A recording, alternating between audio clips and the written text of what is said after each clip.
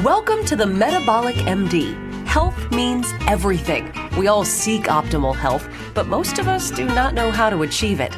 Dr. Paul Kaladze has spent a career in the emergency department. Now, he helps his patients avoid ever ending up there. During these podcasts, you'll learn how you can lose weight and prevent and reverse disease through new technology, a modified diet, and the use of some new recently approved FDA medications. This information is not meant to be medical advice. Please seek consultation from your own medical provider. Let's listen in. Dr. Paul, guess what? What, Terry?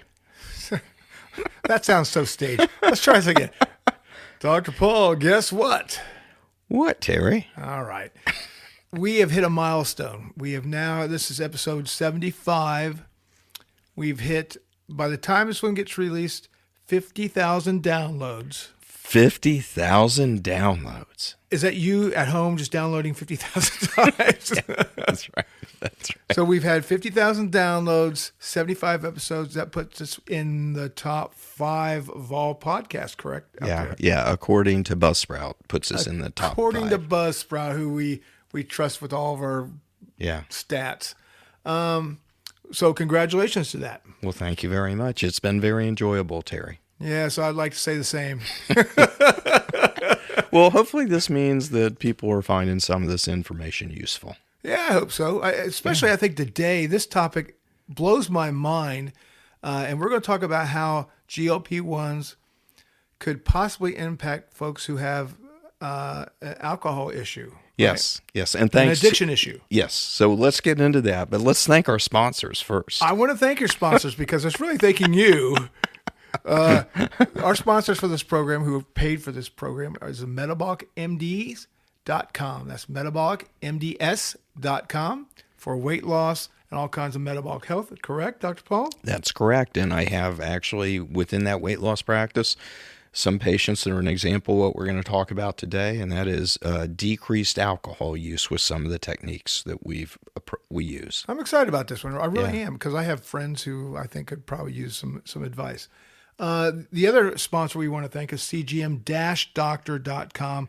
And that's a place where folks who are interested in learning more about their health, their metabolic health, or weight loss issues can go get a CGM over the counter delivered to your door. Yes. For probably the lowest price available online. Definitively the lowest price available anywhere. So if you're interested in learning more about how you respond to certain foods, make sure you get a CGM. And not only that, the website itself is a source of educational videos and all kinds of stuff. Sure. And I can't remember, if somebody orders a CGM from you, do you have a consultation with them? Do you talk to them? If they want a consultation with me, I can do. Now, if they're in a state that I'm not medically licensed in, it's got to be a very general conversation. Right. But yeah, I'll talk to people about how to use your CGM most effectively. I'm just, obviously I'm very passionate about this. And if I can point people in the right direction, not only with a 10 or 15 minute consultation, but with making them aware of the best-selling book on Amazon on CGMs, then I love to do that. Yeah, there's the book plug, folks. We always try to put that toward the end because people will drop off, but you got to hear it up front. The CGM Revolution with Dr. Paul, correct? Yes, the continuous glucose monitor revolution for non-diabetics. Hey, can I ask you, with those 50,000 downloads, what does that include? People that only listen to like the first 4 seconds of one of the episodes? I think all 50,000 are the first 4 episodes. No, I have no idea. I guess I need to go and look how long, because people will drop off if we hit a boring topic or something like that. But, that never happens to me. No, they're all glued to this. Yeah. But this topic today is really important because I will be disclose that I had a brother who was an alcoholic who ended up killing himself. And if they had had some treatments like what we're talking today, maybe that would have been a different story. Yeah. The medication development for alcohol use disorder hasn't been great. It's just been a difficult puzzle to figure out. There are a few medications that we use and that I prescribe that are helpful, but we're going to get into why it looks like maybe coming down the road eventually GLP-1s may be approved and utilized for this purpose, and that will be a great step forward. So you not only have a metabolic health practice and you're an emergency room doc, you're also licensed in addiction recovery, addiction. Right. So I am board certified in addiction medicine by the American Society of Preventative Medicine. So And you treat people for addiction. yeah, and that goes back, I've been doing that for about 10 years. Yeah. There was this opiate crisis, in Southwest Ohio, like there was many places. And so after seeing a lot of patients, really a lot of sad cases in the emergency department related to opiate use disorder, and just, yeah, I mean, the case that kind of put me over the edge saying something's got to be done about this is a mother with 3 kids, and, her husband and her boyfriend there, and she had an opiate overdose, and she didn't die. She just had permanent, significant brain damage related to the lack of blood supply during her opiate overdose. And so I actually then studied for a couple of years, got board certified in addiction medicine, and opened a practice on the north side of Dayton, North Dayton Addiction and Recovery, where we continue to treat opiate patients. Now, there's been a lot of other clinics that have opened up since then. We were one of the first. Right. And so, I can't, I still enjoy the work, so I do that a handful of days a month in terms of treating opiate addicted patients. But then a significant portion of my practice has become people with alcohol use disorder. We were talking before we got on, the term alcoholism really isn't used anymore. It's considered a little bit of a negative term. So the term that's used now is alcohol use disorder. So I treat a number of patients, and we use medications to do that. And that's why my interest in GLP-1s, because I think GLP-1s are definitely going to be used for alcohol use disorder going forward. 10 years ago, if I came to you and I had an issue with alcohol, what would you do? So the standard medication we use, so let's talk about this a little bit. There are several medications that are available for alcohol use disorder.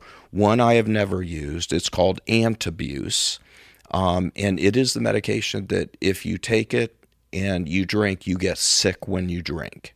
It can make you have nausea and vomiting. You get a reaction. It's a disulfiram medication, and it will make you violently ill. Really? So if you drink, it's like, yeah, it's like a Clockwork Orange kind of thing. Yeah. Yeah. Okay. So you gotta take the medicine every morning, but then if you drink, you're going to have a problem. That's really kind of a punitive approach to trying to get over an addictive behavior, and so I've never used that. Okay. The second one, which I've used limitedly, is called acamprosate or Compral, C-O-M-P-R-A-L. C-A-M-P-R-A-L. And that medicine can be helpful and effective, but the problem with that medication is you got to take 2 pills 3 times a day every day. So there's a compliance issue with that. People just don't generally want to do that. And then the third medicine, which I use frequently and I have found effective, is called naltrexone, Naltrexone.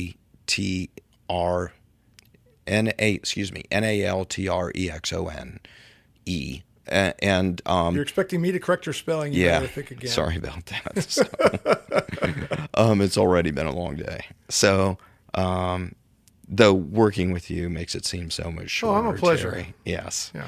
So naltrexone can be given intramuscularly, and that's a medication called Vivitrol. It's naltrexone as a shot that lasts a month in your system. But the way I use naltrexone is through something called the Sinclair method, without getting down into the weeds. So what naltrexone does is it binds to the serotonin and dopamine and opiate receptors in your brain. So it kind of caps those receptors off. So it blocks the effect of other chemicals in your blood that might cause warm and fuzzy feelings, like alcohol. So if you take naltrexone right before you drink alcohol, you don't get quite the buzz, if you will, that you would get otherwise. So the way I use naltrexone with the Sinclair method, which people can Google and learn about the Sinclair method, is that we give people naltrexone 1 hour before they start drinking alcohol. People have a tendency to get off work, go home, and drink in the evenings. We say take the naltrexone 1 hour before you drink alcohol. This is an FDA-approved medication for this purpose. And then that kind of mutes their response to alcohol.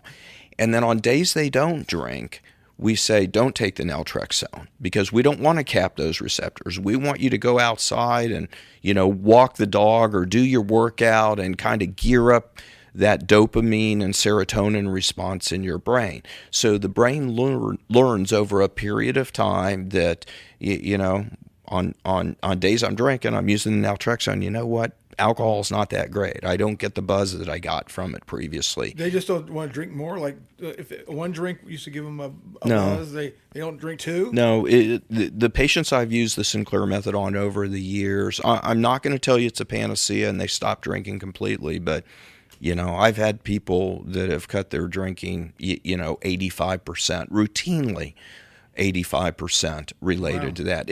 And this gets into this whole other issue of how much alcohol is too much alcohol. Can we talk about that for a second? I'd love to. I don't drink, so I'm interested. Yeah. Go ahead. So the Center for Disease Control defines excessive alcohol use as more than 15 drinks per week for a male. So it's 2 a night. Yeah, 2 a night. And you got to be talking about the standard drinks, an ounce and a half of hard liquor, 12 ounces of beer, 5.5 ounces of wine. So 2 beers a day, they're saying you're good. Yeah, for males. Now, for females, it's unfair because it is unfair. Their physiology is different, and it's actually half that. It's 7 a week for females. Generally smaller in size. And women process alcohol differently. So now if they drink more than that, do they have an issue? Are they in some type of category now? Well, according to the CDC, yeah, they're using alcohol excessively. So, but you know what, with my patients, I've defined as excessive alcohol use over the years, which is anybody that thinks that they're drinking more than they should be drinking. Okay? I let people to a great degree define it. I talk about these CDC parameters. And the reason I mention that is because I've had family members bring patients in when the patient's drinking 25 drinks a day. And when they're, they've been telling their spouse for years that, that's not excessive alcohol. That's okay. I'm fine with that. And then we have this discussion. But I've also had people come to me that are drinking 12 drinks a week, and they think that that's too much. They should only be drinking 3 or 4. So when people have a self-recognition that they're drinking too much, I think that's when they need help. Because I don't drink, what's the reason people drink? It doesn't taste good to me. What's the reason? What do you think the reason is? It makes them relax? It's actually a depressive type medication in terms of just smoothing mood. So it's not a stimulant. Maybe I need to start before you show up sometime.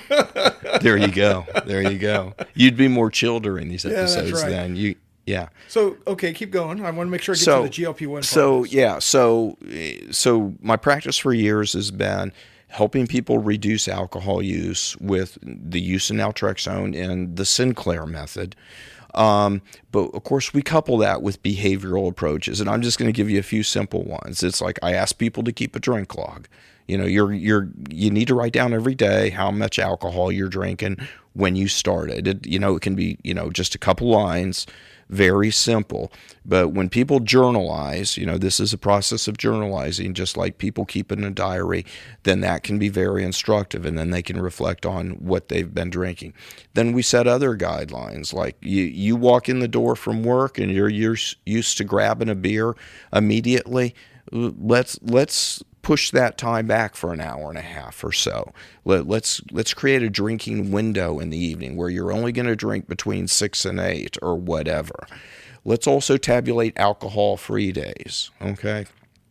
If you now maybe only have one day you don't drink every 2 weeks, let's talk about getting you 2 days a week where you don't drink alcohol. So, there's these behavioral techniques in association with this. We got to be careful if people have heavy alcohol dependency because you got to avoid withdrawal alcohol withdrawal. Alcohol withdrawal is deadly. Wow. So, the two things, the two medications that people can get dependent on, or substances people can get dependent on, in which withdrawal is life-threatening, is alcohol, and then the other one is benzodiazepines. What about heroin? Remember John Lennon went through a thing when he was addicted to heroin. Yeah, you know what the thing about heroin withdrawal is, Terry? This is, opiates have got all the press over the last 15 years. Right. But opiate withdrawal doesn't kill you. You feel like you want to die when you're going through opiate withdrawal, but it's not life-threatening. And stimulant withdrawal like methamphetamine isn't life-threatening either.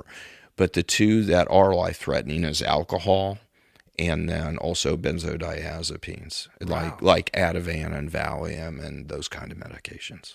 So the miracle of GLP-1s emerged a few years back. How did they ever relate the fact that GLP-1s could be a solution for this alcohol abuse? I think it was anecdotal. What do you mean? People just realize they don't. And this happened to me in my practice with my GLP-1 patients, because I had a number of those patients that it's like, it's not like they were drinking all the time, but they were probably drinking a little bit more than they wanted to drink. Women that were drinking, 15 drinks a week or something like that.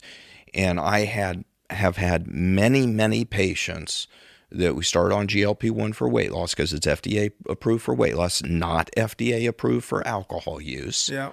And their interest in alcohol just plummeted. Can you give me an example of what you mean by plummeted? They went from drinking 14 drinks a week to drinking nothing, or a couple, and losing interest when they were drinking, like drinking half the drink. Really? Yeah. It really. I felt it was. I think it's pretty remarkable. To the point where we'll talk about this. There are studies out there now looking at GLP-1 use for alcohol use disorder. But the anecdotal evidence, and there have been studies in mice that have shown it reduces alcohol use. There are human trials underway. Is it only alcohol use, or will opioids as well? I'm not aware that it has decreased opioid use, because I do think it has something to do with a food or beverage type consumption. Just like you get all this hunger suppression with GLP-1s based on the effect of a GLP-1 on the hypothalamus, the hunger center in the brain. It decreases people's interest in eating, but very apparently also decreases people's interest in drinking. Wow, that's amazing. Yeah, it's amazing. Now again, this medication is not FDA approved. But for that work. People are doing and studies we should now. talk about GLP-1s. We're talking about Wegovy and Zepbound, Ozempic, Mounjaro. These are the medications. Yeah, and again, not FDA approved at this point. But for patients that happen to be overweight or diabetic and also have a drinking issue, then that is kind of the perfect patient that could be prescribed these medications to help with their alcohol use. So my brother as well. was skinny, right? When he was a diabetic and an alcoholic at the same time. Would he been able to take it because he's skinny? Well, if he was diabetic, the answer is yes. Yeah. Even though it causes weight loss. But not originally. That's not why these medicines were developed. They were developed for blood sugar control initially. Right. Yeah. So, off-label use of medications is not unusual. What an off-label use means is that a medication is prescribed for a reason other than it's approved for by the FDA. And let me give you a common example that, I use it at least weekly. There's a medication called Neurontin, Neurotin, or the generic name for it is gabapentin. Oh, I take it. I take one a day. Okay, so you know what it is then. Yeah, I have nerve damage in my neck. Okay. And it causes, So you're taking a medication that has not been approved by the FDA for that purpose. What the hell is it approved for? It's approved for seizure management. I haven't had any seizures. Yeah. So it's working. It's an old seizure medicine, and it's not used commonly for seizures anymore, but its use kind of gravitated toward when it was found to be effective for nerve pain, maybe analogous to, anecdotally GLP-1s being found to be effective for alcohol use. Right. So it just kind of gradually moved in that direction. Now, the drug company, and I don't know which drug company it is, that developed that medication, never went back to do the time, put in the time and effort to get it approved as a nerve pain medication. And then I think it went off patent. So the drug company that developed it was even less interested in doing that because it was available as a generic. But now, I mean, I haven't seen a patient in years that is on Neurontin for seizure control, but I see patients in the emergency department multiple times every day that are on that medication for nerve pain management. Wow. So if you talk about, the analogy I'm drawing here is if you talk about using a GLP-1 for alcohol use disorder, even if it's not approved, that's conceivable. Now, it's incumbent upon the medical provider, if they're going to use this medication in that manner, to make sure that that individual understands that it's being used off-label, it's not FDA approved, and then the laundry list of side effects and potential risks associated with GLP-1 for anybody taking a GLP-1 need to be reviewed, and the individual needs to be made aware of that. So at this point, the patient with an alcohol problem that's overweight is kind of the right patient for consideration of this kind of management. Now, have you used it? Have I used it in a patient who has an alcohol issue? Yes, but they were overweight as well. Okay. Yeah. Got it. So yeah, I've had a number of patients like that. And they've noticed a decrease in alcohol Every time. every time. Almost every patient. I think these medications will be approved by the FDA at some point for alcohol use disorder, but the studies need to be done, and FDA approval is an expensive and time-consuming process. But I think it's going to happen. Now, are there going to be risks to people that are not overweight associated with this medications that people that are overweight might not experience? I think I think muscle wasting is going to be a risk for those individuals. And, I see a lot of people in the emergency department as they get older, and they have a lot of frailty. We've talked about this related to, the fact that they haven't maintained muscle mass over a period of time. So you're balancing all these risks and benefits. If you have a patient that's not overweight, and not overweight is a general term. If you have a patient that has a BMI of 25 at the high end of normal, that's probably different than a patient that has a BMI of 18 who's at the very low end of normal. What about somebody who comes to you, let's just say they came in the emergency room and you notice A, they have an alcohol issue, and B, they're having liver damage. Yeah. Right? Can you say, hey, this is a possible solution for that? And would you be able to prescribe that? Liver damage related to their alcohol use? Yeah. Yeah. I mean, at this point, no, you can't prescribe a GLP-1 for that reason. But it could be in the future something it could be as a tool. And a practitioner, quite honestly, right now could use this medication off-label. But I think we're right on the verge of that, where some clinicians are looking at considerations of that, because you got to make the patient aware that it's used off-label. Or there's all these these risks associated with GLP-1s, though I will say in my practice, when I've used GLP-1s for weight issues, because we use lower doses for limited periods of time, right. That risk, I just have not had patients that have had any serious side effects at all. So do you think somebody who, if you applied this to the alcohol side of things, a low dose would work because you're not really worried about weight, right? You're more worried about blocking. I think those studies need to be done, whether a lower dose can be effective in doing that. But, you're weighing all these issues. You brought up somebody with liver disease, or right. you mentioned your brother. Yeah. That his depression and his death had something to do with his alcohol use. Oh, absolutely, 100%. So you're weighing these risks. And is the risk of a complication of a GLP-1 like gastroparesis or pancreatitis, is that risk higher than the risk associated with the damage that's being done to the liver and to many body organs as a result of excessive alcohol use. So you've got to weigh these things. And, if you decide to use a medicine not approved by the FDA because you think in this individual patient the benefits outweigh the risks, then you could potentially have great success with that individual. But if that's the one patient that ends up getting pancreatitis or some complication of a GLP-1, you're going to have a good justification for making that decision to use this medication off-label in that individual. I believe we're going to get there.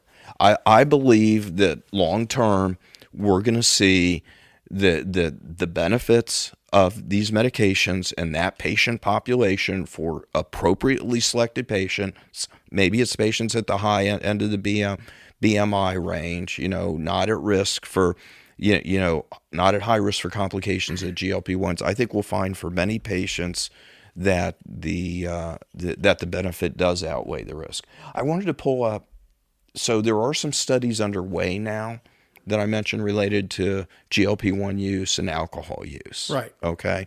And I think most of these studies right now are being done in overweight people because, they want to quantify what the benefit of alcohol use is in overweight people maybe before they move on to people that are not overweight and don't have a current FDA indication, or diabetics. Right. So this is a study out of the University of North Carolina at Chapel Hill using semaglutide, which is the chemical structure of Ozempic and Wegovy. Mm-hmm. And they had 48 patients, so it's a small trial, with alcohol use disorder. The result, it was double blinded. So what that means is the patient doesn't know that they have a placebo for half the patients. I estimated half the patients. Okay. They have a placebo. So that patient that's getting the placebo is just, getting a shot of saline or something, some inert substance. Right. And then the other 24 are getting the GLP-1 medication. And neither the patient nor the doctor that's administering the medication knows which one they're getting. Oh, really? Yeah, that's what double blind means. I never knew that. Yeah. I learn something every day. Yeah, so that's like the sine qua non of, clinical studies when it's double blinded effectively. So this study found a 41% reduction in alcohol intake. So, think about it. That's, I think, pretty significant. That's a hell of a, yeah. Yeah. A 40% drop in cravings. I think that was subjectively, But again, the individual doesn't know what medicine they're getting. Right. So, and then fewer heavy drinking days. They didn't quantify that. Now, so just for my brain, the stats you gave me, 40%, is that 40% of people who got it or 40% of everybody? No, they said it's a 41% reduction in alcohol intake, meaning that the people that got the actual medicine right. over that group, they had a 41% decrease in alcohol use in comparison to the group that got the placebo. Because if it was everybody, then that would have been 100% people felt, if they're only, right. If they looked at everybody and you got 40% of everybody. But you could have had 100% reduction, but some of it be very small reduction. Yeah, okay. Yeah. So, and then there's a couple other studies. There's been a number of studies, as I mentioned, in mice that have been effective. And then there are less cheese? Yeah. Cheese, yeah. Yeah. And then there are other studies that are in process right now. So, just just having a background in addiction medicine, being involved in metabolic health with GLP-1s, I think there's room for great optimism related to the use of these medications eventually when they're FDA approved, or potential off-label use once that's viewed as more acceptable. So if somebody hears this and they're in somewhere in the country and they want to try this, right? They're desperate. Yeah. You think they could find their doctor would let them try this? I think, if you're doing this at this point, you're kind of a real trailblazer in terms of, as a clinician, in terms of kind of stepping out, because it's not, the term you hear in medicine all the time is the standard of care. What's the standard of care? Well, this GLP-1 use is not the standard of care for alcohol use disorder yet. All right. So you have to have a clinician that's willing to go there. I have thought seriously about it when I have, a bad alcohol patient. I've been effective with an naltrexone, which I think would definitely be the first step.